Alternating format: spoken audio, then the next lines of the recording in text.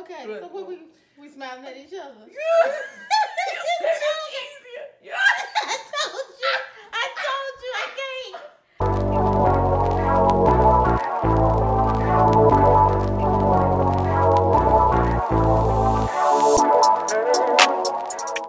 Well, hello, devoters. I told you guys we'll be back. Y'all see this beautiful face by me? Hey, y'all see this beautiful face by me? Hey, y'all. Do y'all see this beautiful face by me? Okay. Around your face. This is none other than my sister, my friend. You said I was just giving my shoulder. Yeah, I was giving my shoulder. You get. We have to introduce her shoulder first because do you see this peep game? This little 1-2 real quick. Give him the 1-2, Erica. Give him the 1-2, 1-2, 1. You guys, this is how things are with me. This is none other than the Erica Mixon, baby. The talented, the anointed, the appointed Erica Mixon. Thank you. Baby, they ain't ready. Thank you. They not ready. Okay. No, they not. Sis. So, Erica. Yes. I know that the lighting and the camera makes you a little, nervous, but Yes, a little bit. just a little bit. But I want you to introduce yourself to the people. Okay. And let them know what I know. Okay. So, people out there in YouTube land, first of all, I just want to, again, humbly thank you, Jessica, for inviting me on your show. I follow. You should subscribe, okay? Because this is actually content that feeds your soul, it feeds your mind, it feeds the creative part of you. It allows some balance in your content because, we all on our phones all day long. And there's so much negativity out there that you have to have some balance with some positivity. So I thank you for putting that into the YouTube land. Yes, Okay. honey. So I curate my feed. I promise you that. We should all curate our feeds. Curate. Word of the day. Okay. Curate. Word of the day is curate. It is. Okay. All right. So I'm not talking to you. I'm talking to YouTube. Let me introduce myself so you guys know, because Jessica already knows me. I know. So my name is Erica Latrice Mixon. I'm a visual artist, hometown of Fairfield, Alabama, currently residing in Birmingham, Alabama, and I go by the artist tag E Latrice. So that is something that I've decided to tap into in my creative spirit. I used to dabble in visual arts and painting as I was a young girl. I drew a little bit, and then you put it down, you get into other things, you start living life, and then I kind of had a personal loss, family loss, and then it kind of drew me back to painting. So I picked it back up, and I kind of just taught myself all over again how to paint, but it was more therapeutic for me at the time. And I believe as I began to get more into it and saw how it helped me, initially I was drawn to it again to help people learn how to use the arts for healing. I think at the root of it, I'm always trying to get a message out. Anything that I'm putting onto my canvas, I feel like that's more of a personal diary. So it is definitely a connection of spirit, mind, and heart. And I don't take it lightly. I'm putting something on this canvas that I probably can't really speak to when I'm talking to somebody in conversation. It's something that I'm looking at from day to day. I'm inspired by a conversation I may have with someone. I'll hear something that someone else is speaking on, or things that are going on around us in society on a day-to-day basis. It's going to affect you in some way. You got to get that out. Now, I'm not going to say every piece I do is that deep. It's sometimes I'm just tapping into a side that, hey, it's a topic that just needs to be talked about. What do you think about it? I may just put it out there. What you get from it is what you get from it, but that's the point of it, because that brings connection. My favorite part about being a visual artist is the discussion about the piece. I'm not trying to convince you of anything, nor do I need you to necessarily convince me of anything. I just want us to connect by talking about, well, what did you see? It's subjective. Yeah. That's what art is. I know what my message was. but your eyes and your perspective, your life experiences, it's going to bring something else to anything that you look at. And then that, by us talking about it, enlightens me. So I will also say that art is something that you got to have thick skin to be a visual artist. I think it takes a level of courage and honestly a little level of arrogance. If you want to be real with yourself, because for an artist to put something out that they've done, nobody asked you for it. That is good. Nobody asked to see my stuff. Nobody said, "Hey girl, let me see, be sure." I'm just putting it in your face, telling you to look at it. That has to have an underlying level of arrogance for you to say, "I think my stuff is this good that I think you need to see it." I think the difference between arrogance and being bold, because the thing is, when you know who you are, that's good. And you understand your identity of what and your lane, because we're gonna talk about that as far as your lane of your artistry and how you not only embrace your lane but you embrace other lanes. We're gonna get to that. Okay, but I like that. Let's go with bold. So we'll go with boldness, because we as believers, we're bold. We're not arrogant, because arrogance is self-centered, but we're God-centered. And I definitely know you God-centered. That is true. That is true. Definitely know. Boldness is really what it is, and that's something that I think anyone.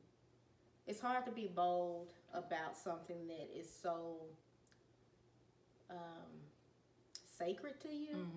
Or, something that you're really connected to, because I truly believe that every person is a creative. I think we all have a gift of some sort. It may be expressed on different levels. It just depends on if you decide to. First of all, have you acknowledged it? When you do you embrace it? And then once you embrace it, are you going to nurture it? Can you say that again? No, because I don't know what I'm going to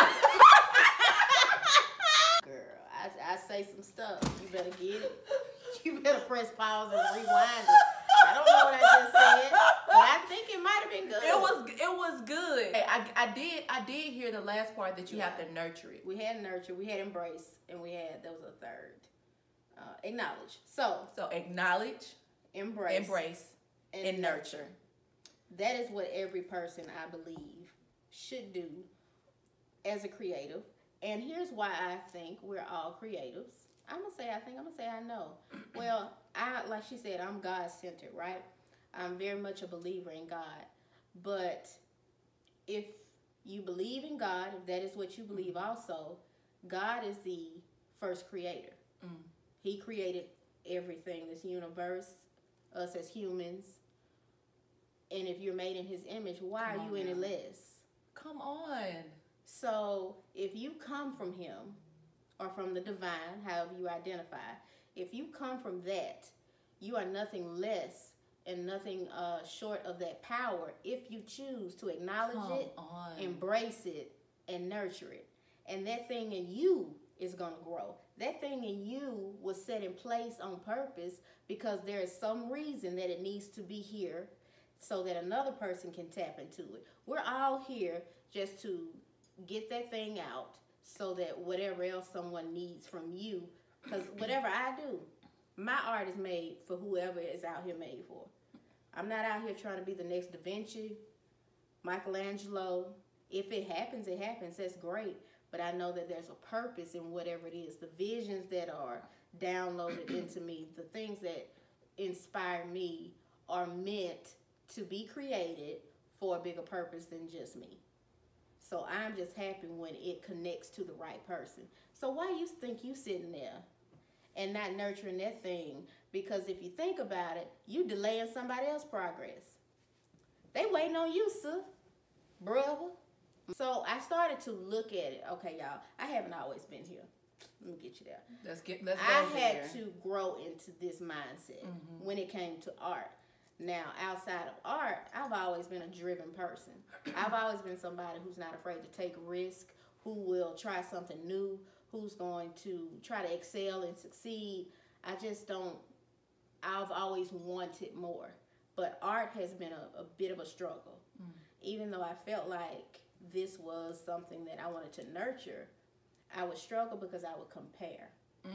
There's so many people who are so good at what they do when it comes to painting, drawing, however, you know, they do their creative thing when it comes to visual arts. And I found it stifling for me because I was so inspired and in awe, but then I would use that to say, Erica, you ain't got it. Like this, I know you're trying, but this may not be for you. And that was a struggle in the beginning for me. I'll say the first 2 or 3 years when I started to take this on real seriously. It was like I would literally sit in front of a canvas and talk myself out of one stroke. Because I'm like, I would try to teach myself. Again, you guys, I'm not formally trained. I didn't go to school for art. I did get introduced to art. I'll say to painting, to oil painting. That's my medium that I know right now. I was introduced to oil painting by a local artist at around the age of 13, and his name was Jerome Austin. Jerome Austin. So if y'all, he's in Birmingham, but it wasn't formally trained like in school or anything. And there was like a few short classes, and like I said, after that, I put the brush down and never picked it up again until I was about 30. I had to learn that by watching all the different videos to begin to learn techniques again and skills, build my skill sets up. I was also struggling with comparison by watching these videos. So the different techniques I'm learning, that's great, but then I'm looking at the level and the skill set that these artists are at, and I'm just, you know, not even taking into consideration they probably have years of practicing, years of training. You're not even thinking of that. I'm just in that moment like, ugh, I can't do this. I'm just telling myself I'm not gonna be able to get there. I'm trying, it's not happening. But that would then make me doubt myself. And, you know, comparison is what they say, the thief of joy. Isn't that a thing, right, y'all? Y'all know what I'm talking about. There's a cliche, there's a saying, comparison is a thief of joy, I believe. If I got it wrong, look it up. Don't check. Don't come for me on that. Y'all know what I'm saying, though, right? So once I just had to focus on that, I said, okay, when you compare, it's going to do one or two things. You're either going to think less of yourself or more of yourself. Because if you're going to compare yourself to someone or something, that's what you have to do. You're just gauging, okay, am I better than that or am I not as good? Well, that neither is great, because I don't want to think I'm better than someone. I mean, I'm just as important as another person. But I should never get to a point where that should be my gauge. I shouldn't view things as because I'm better than you, I'm better than that. You know, in that sense of I'm above and someone's beneath. But once I just sat with that thing, I was like, okay, you keep wrestling with this comparison. You got to stop doing that, or you're not going to move forward. You're not going to get better. You're going to stay stagnant. And it would prevent me from finishing a piece. I would take forever. And first of all, oil painting already takes 10, 11 years to do one painting. Oil painting itself has a long drying time. So you have stages where it could take one piece months to a year, depending on the size and the detail of a painting. That'll preach, though. You see? That'll preach. So if I'm already using a medium that alone takes time to create due to the what I'm using, I'm trying to say, the type of medium I'm using, the type of paint, and on top of that, I'm adding my own baggage of saying, I ain't got what it takes. Excuse me, Bonnie. I don't have what it takes. I mean, am I ever going to get anywhere? No. But then we got to get back to that thing I said earlier. We're all God-centered, or God or divine beings. I believe we're all divine beings. So if there is something that God placed in you to do that is supposed to reach somebody else for the betterment of themselves and for this world, do you think there's not going to be something, a counteract that's going to come against you and try to prevent you from making that happen? So that was where I had to wrestle within myself, like, okay, well, there's something in here that I got to do. Yeah. I got to get this thing off of me. Yeah. Whatever this is that keeps coming at me, because I don't wrestle with comparison outside of art. I never have. I always cheer you on for the road you take in your journey. But art, for whatever reason, it just made me, it was a struggle. And I think I struggled with that. I was like, I don't compare. Why is this happening? Why can I not get this? Why am I doing that when it comes to art? It's almost like what we were talking about earlier, about how when you're assigned to something and your assignment and the anointing that you have for something, the enemy will show you just as much as, even more probably so, and irritate you in that area because he knows that's the area of your anointing. And so I've changed my outlook on, like what we were talking, having a personal conversation earlier about when it was real good. Our assignments and being frustrated in our assignments, or the ordinance of God over our life. Just appreciating that the enemy is reminding you of where you're supposed to be, that you're in that right place, because it can become frustrating. Because the spirit of comparison is all over me right now, and I'm just now doing this YouTube thing. I'm just now doing, marketing and PR. I'm just now stepping into this uncomfortable level because that's uncomfortable. Like what you're anointed to do is not going to be comfortable. No. Period. It's not going to be comfortable. And so when you figured out that was your calling, that was your anointing, that was how you do ministry, because art is a ministry. The creatives have a specific ministry, and when you stay in your lane, you're doing your ministry. So this is your ministry, sis. And so when you recognize that, how did that change your determination into getting your messages out? Well, I think it helped me to focus more on the purpose and get outside of my head, because I feel like the comparison was just, it was just a blow to my ego. And I had to realize that, okay, your ego is getting ahead and taking over, and if you get to your spirit-led person and allow the spirit to take over, you're going to approach it differently. And I'm like, okay, it just take the work. Faith without works, we know that, right? It's dead. Every person wasn't born, or every artist that I was looking at wasn't born with such an amazing skill set. They put the work and the time to get to that skill level. I got to do the same thing. So stop the whining. Stop looking at it like, why can't my picture look like that? And you do the work, Erica, is what I told myself. And again, it's also, here's the thing about being a creative, but especially a visual artist.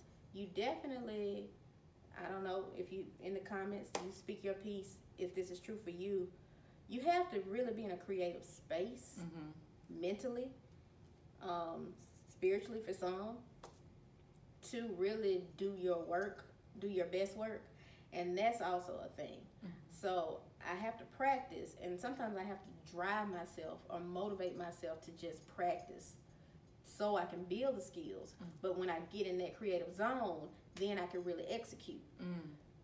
But see, it takes discipline. That's so good. You got to build the discipline to even do what you need to do, to practice, to make sure you're building those skill sets so that you can execute at that time. And then that's a part of, like, okay, if you really want this, you got to work for it.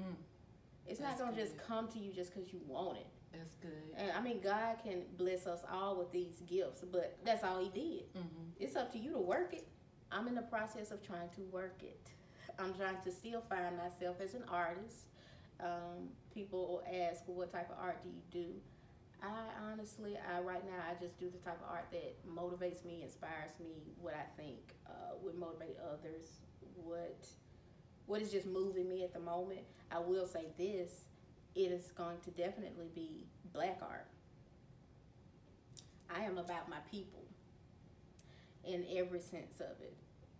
Beautiful Black art, if it's hard to look at, the struggle, the realness of being Black, the regalness of being Black, the audacity of being Black, the dopeness of it. Like, what you will get from my art is our story. That's growing as my skills grow. There are some things that I want to do that I haven't done yet because I don't think I'm there yet to execute it in the right way. But that is where you will always find a home for us. So if you choose to stick with me on this journey as I grow as an artist, then that's what you'll see. And I love how unapologetic you are about that, because like we're talking about staying in your own lane and even comparing yourself. You're comparing yourself to somebody that's in their lane. It's not your lane. Like it's not your lane. If my lane is black art, or if my lane is, that's good, ain't it? If my lane is black art, if my lane is making YouTube videos, why am I trying to pick up a paintbrush other than do sips and strokes for fun? Period. Like I ain't trying to sell nobody no art. Now I appreciate the gifting and your anointing of it, and I invest in that. See, I can be in your lane by investment. That's another thing. I think that we as creatives have to learn how to invest in each other. Even with me doing the creative episodes, the series is investing in everyone else's creativity while embracing my own. That's a different outlook on it. Like I'm embracing my creativity, but also investing in yours. Right. Because I could talk about creative all day, but if I don't get different perspectives, because everybody's not in that same creative vein, like, and that they're in different areas. And so we embrace that and embrace each other. We show the will of God. Like literally, God took a piece of Himself and created us to show you are creativity. Like she said earlier, you are literally creative. You are God's thoughts on design, and with breath, His living being. That's so good. But with that being said, I'm just, for one, I'm such in awe of you because, okay, so let me talk about my experience with Latrice, honey. Let me talk about my experience with Latrice. So talk about it. We the gathering that you had, what do y'all call when y'all put y'all's art up? And it's an art show. It's an art show. Okay, well, maybe I was trying to be too bougie. There may be other terms, but just an art show. So she had an art show with a couple other artists, and we went. A group of us went and supported Latrice. They showed out. Showed out, honey, but we're gonna leave that there. But I think my level of amazement was just, I could just tell what place you were in every art piece. Like I just felt, like even in the, what do you call it? What would you call the black and white one with the faces that you have interchanging? Would you call that abstract art? I know a little song, you know what I'm saying? But anyway, even in your abstract art, I can just sit the anointing behind it, the feeling that you felt behind it, and it's just so powerful to me. Even in that abstract piece, and this is just a revelation I just had for myself. You talked about how we see things. Then I was like, oh, she made two different pieces that match each other, but it's two pieces. One of them is two faces, and to me, I see love and how love is interchanging, and so that even when you're white and I'm black, we can switch and it still blends and meshes with each other. Look at this girl. This is why. That wasn't my message. Let me tell you something. That's not. I just thought it was cute. I wanted something black and white that was simple. It was like a minimalist piece, and I thought it would be real cute in a bedroom scene. I just didn't want any details, and I was just playing with another type of art, like she said, abstract. And look at that. You see, she got all that out of there. That is why art is important. That is why this is the most important. The exchange that she just gave me that perspective. I didn't see that. I didn't get that out of that. But I can see it now that you explained it from what you gathered. Right? And I can go back and look at it and get something totally different now. Because you can't see that alone. When it's alone, all you can see is black and white. But when it's together, you see the exchange. It's a relationship. And that's how it is. I think if you don't sell that together, you got to sell it together. Oh, it's a set. Oh, it's a set. She's selling sets. It's a set on there. Latriceart.com. But that is really good, though. Like, seriously, I do like that take on it. I think you can pay me later. I think did like that. You did? Yeah. It just literally downloaded in me while I was thinking about it because that's the image I just thought about. I didn't even think I was going to talk to you about the image. The image that I thought I was going to talk to you about, well, we can talk about it. I remember in that particular gathering, there's two pieces, and I see one in their room. Okay. Yeah, that's the one. Okay, the one with the we gotta show that one. Steel. Can we get that one?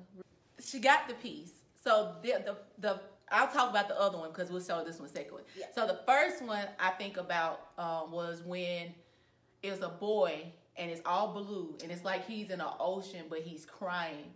I remember that was our first conversation about that was the first Art P conversation we had, and I know it was a lot going on. We didn't get too deep into it, but you asked me, said, "What do you see?" And I think I told you something about, I see that he's crying and it's the ocean. It's almost like he's drowning in his sorrow. And you were like, you had me think deeper into that. That's why these conversations are so important.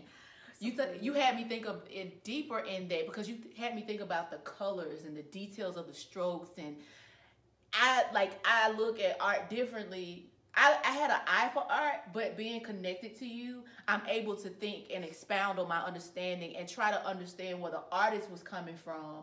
Not only what I'm feeling, but where the artist is coming from.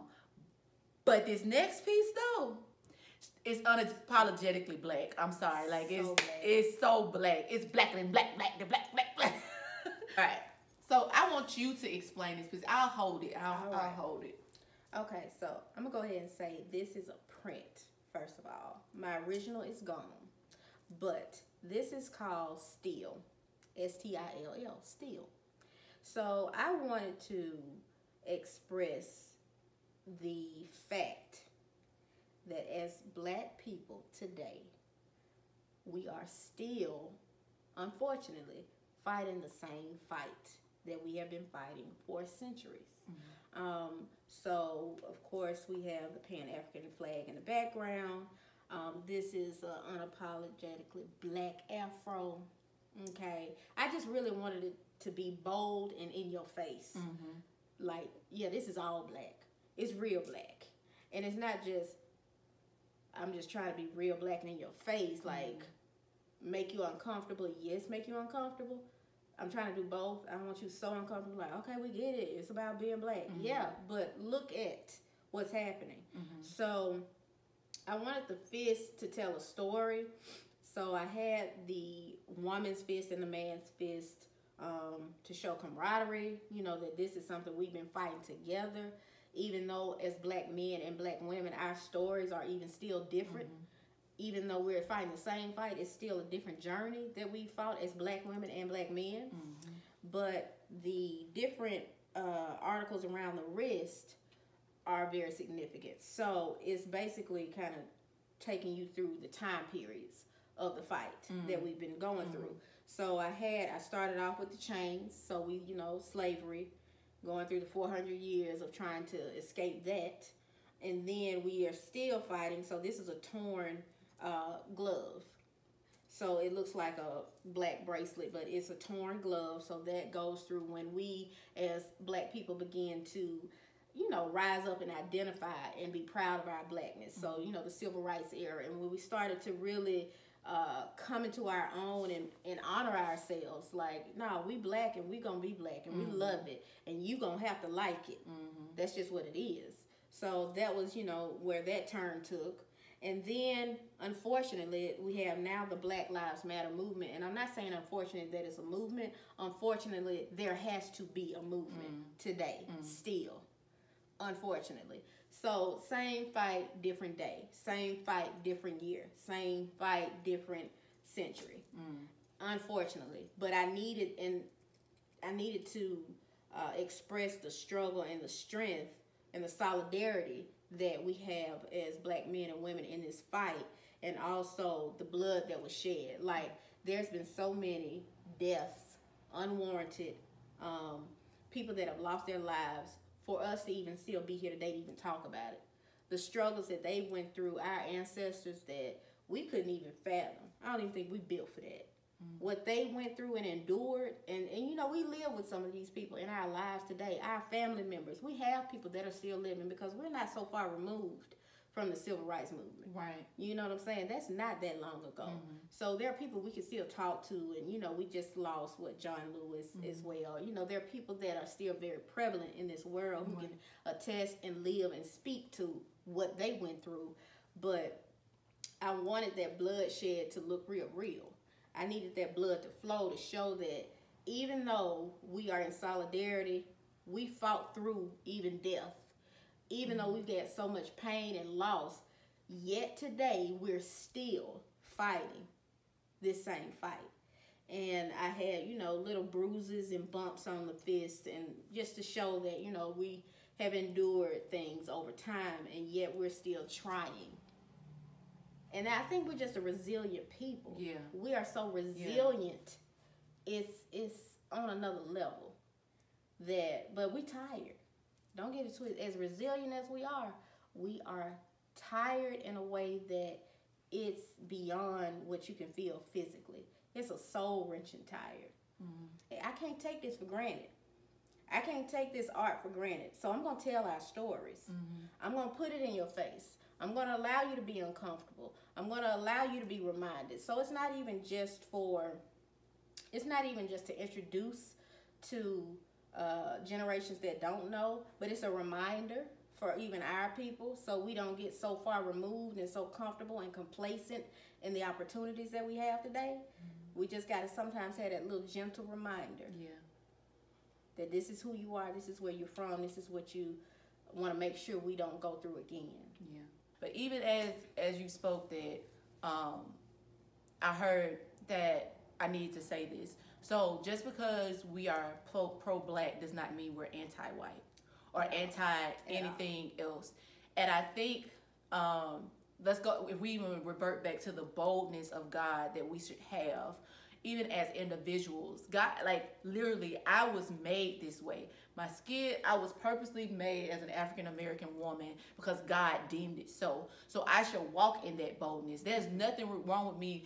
Now, I will not worship my blackness. I won't worship it because God could have made me any type of other way. I'm not going to worship the skin, but I'm going to embrace it. And I think sometimes that some people can miss the message because it's not their identity or it's not something that they can relate to. And I want to say to my sisters and brothers that aren't of the African-American descent that our embracing does not mean we do not love or cherish you. It does not mean that, because at the end of the day, my first identity is a Christ follower. My first identity is a believer. And I just so happen to be an African-American woman, but I'm not going to be apologetic about me embracing my ethnicity. Right. Does that make sense? Even to my people, sometimes we can go so hard and not have grace in that, because it's a lot of people that I'm connected to that are of different different races and cultures that have poured into me, and I have to embrace that. God connected me to that they were my assignment, and I was assigned to them. And I'm not gonna get mistreated because that was the assignment. You know what I'm saying? So I think it's important to have balance in that, and I think it's important to know I love this piece. If I have this piece hanging in my office or something like that, I shouldn't have to apologize about it, because that's a part of who I am. But I also won't disrespect anyone else because my embracing. Now, you made me think of one point too. There can be a fine line where you can be, because here's the thing: there's no story in America, in this world, like the story of a black person. I've traveled this world, so I'm not just speaking from the hometown I grew up in, things like that. I'm pretty well traveled. I embrace other cultures. Friends and family know that's something that I love to do. I love traveling and connecting with cultures, learning about other cultures. I definitely respect other cultures and races. And I also saw in my years to date that I've had the opportunity to travel that Black people have it hard, no matter where you go. I've had personal experiences where that has happened to me abroad. And when you have those type of experiences, there can be a fine line. Like you said, just because you're pro-black, you're not anti-anything. But you could be so hurt, and so tired and distraught by the countless things that we go through, unwarranted violence that is happening to our people, just the disdain across the board for just our existence, and not being able to just live equally amongst the other people in this world and get the opportunities that they get. That's good. That even though at the core of you, you don't want to be anti-anything, there's a line where you get so frustrated that you might tend to become your oppressor. And that's where that's why I say it's important that you, what's the word of the day? Curate. It is important that you curate not only your feed, but your life. You have to make sure you are monitoring the things that you're taking in.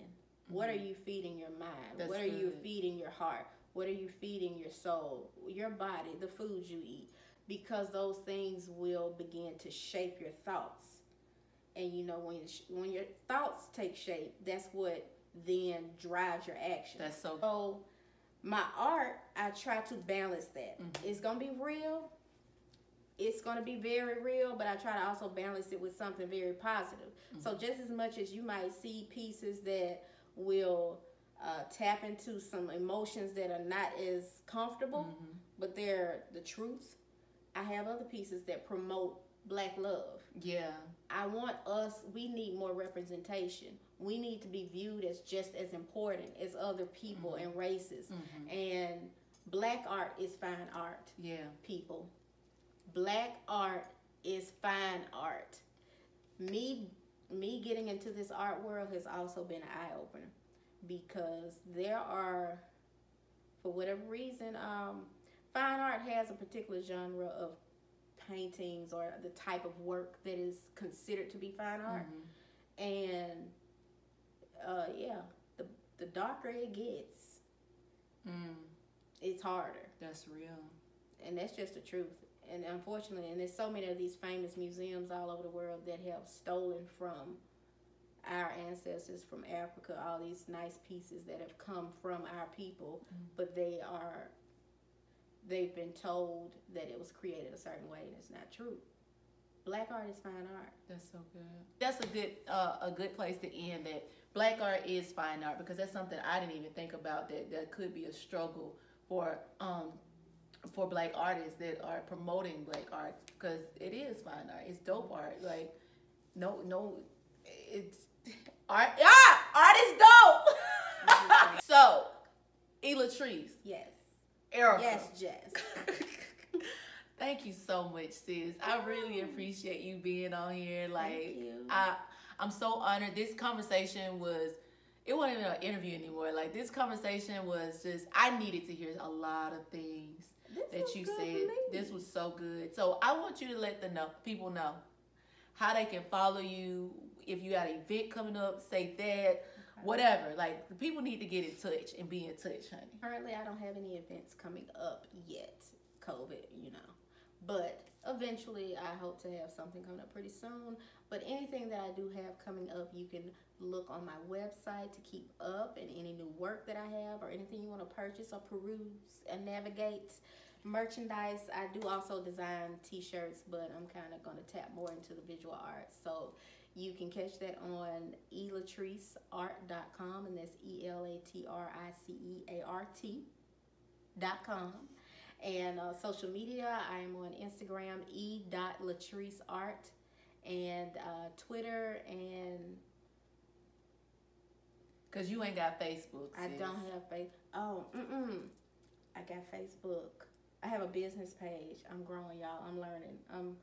I'm trying to get more into the marketing parts. Latrice Art is my Facebook business page, and Twitter is Latrice Art. So if you want to connect with me, chit chat on social media, feel free. and just see what else I got coming in the future. So, well, on that note, I am full, okay? These creative episodes are dope. You hear me? Can nobody tell me anything? They are dope. Good for the soul. So I appreciate you for you subscribing, liking, and commenting, honey. This is good. Tell me what you learned from it. I appreciate you guys so much. Remember to love always yourself. Until next time, we out of 2000. Whoa. Whoa.